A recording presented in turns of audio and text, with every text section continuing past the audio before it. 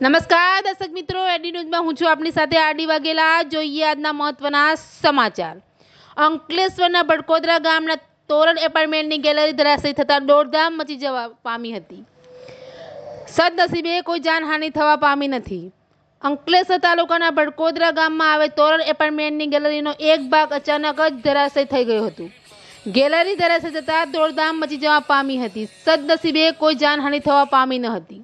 અંકલેશ્વરમાં ચોમાસાની સિઝનમાં જર્જરિત મકાન ધરાશયી થવાના અનેક બનાવો બને છે, ત્યારે બડકોદરા ગામમાં પણ આ જ પ્રકારનો બનાવ સામે આવ્યો છે।